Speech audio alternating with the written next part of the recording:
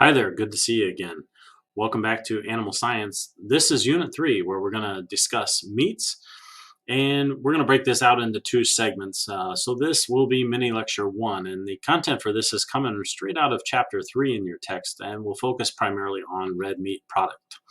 So let's look specifically here in a graph that's in your textbook, annual commercial red meat production by type of meat. So we're looking at beef, pork, and lamb. Beef being the blue bars, pork being the light bars there, and then lamb just at the top, lamb and veal in the kind of purple or pink color.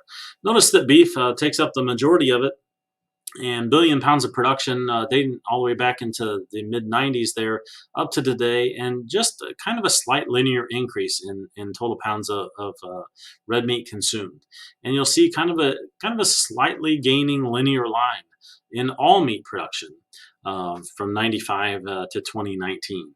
And but also notice that lamb and veal have really sloughed off. Not as much veal production and consumption as what there were at one time, and especially not as much lamb consumption. The Americans don't contain a lot of lamb in their diet, and specifically aren't very good at cooking it, to be honest with you.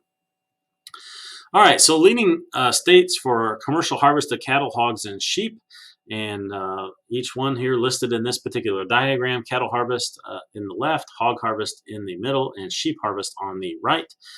Cattle harvest, and I've put some red arrows in here every time you see the state of Illinois. So we are number 2 in hogs, marketed every year, and about number 7 in sheep harvest every year. Actually, a pretty robust sheep market in the state of Illinois, but we are nowhere near the top 10 right now on this list in commercial cattle harvest, but still pretty important in the marketplace.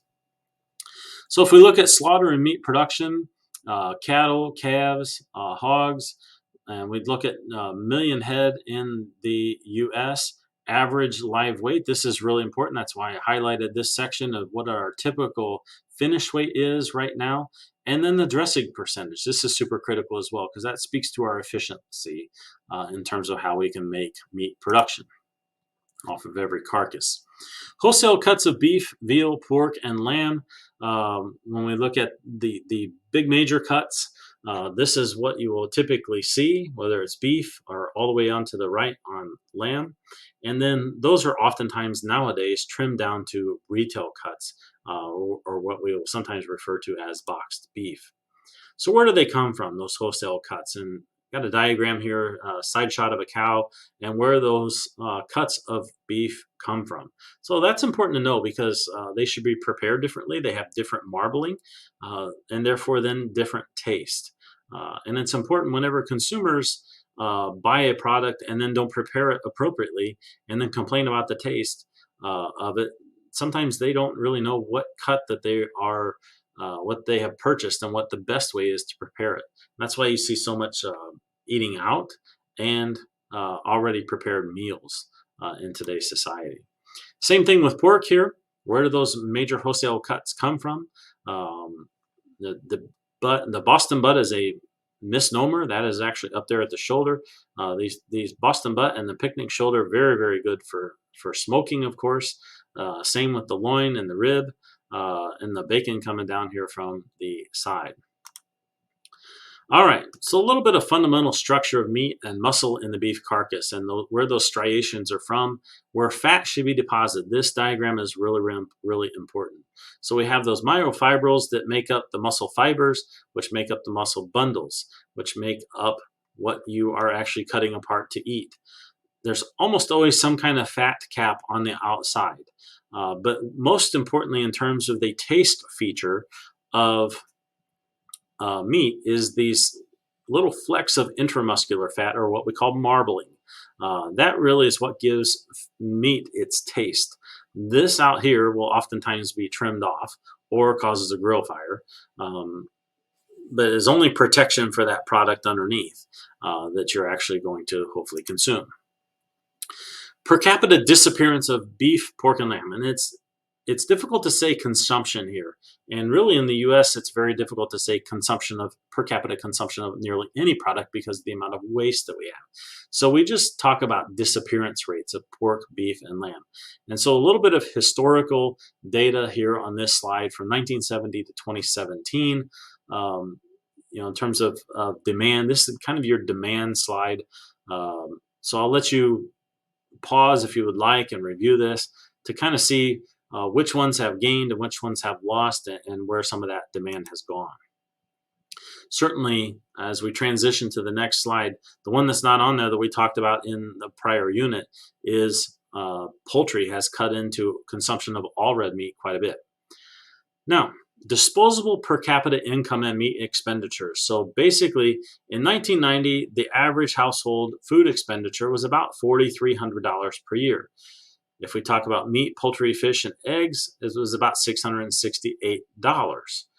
Fast forward to most recent data, about $7,800 spent on food, and about $900 spent on meat, poultry, fish, and eggs. But as a percent of your disposable income, that number either has stagnated or continues to drop. And that speaks to the efficiency and really the inexpensiveness of our food product in the United States. We're actually very, very fortunate that, number one, we make fairly decent wage, and number one, have a lot of readily available, pretty cheap food for you. Retail meat and poultry prices on a nominal basis. So you've seen from 92 all the way to about 2017.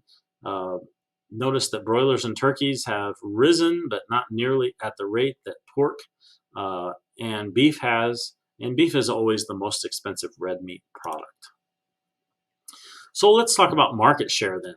And again, this has changed over time. I alluded to this just a few slides ago.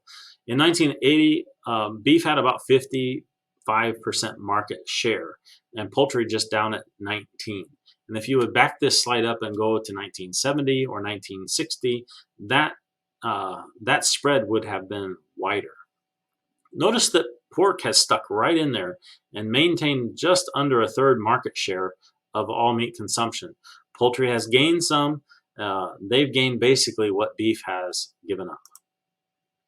All right, we're going to pause here and let you take a break and get ready for the next segment. This one was a rather short segment. The next one, we're going to talk about classifications of meat product and how it is inspected, how it is graded. And that section will probably be just a freckle longer than this one, but I'll attempt to keep it into the short little mini lectures that we're trying to keep focused on here this semester. Thanks for tuning in. Look forward to talking to you in a second.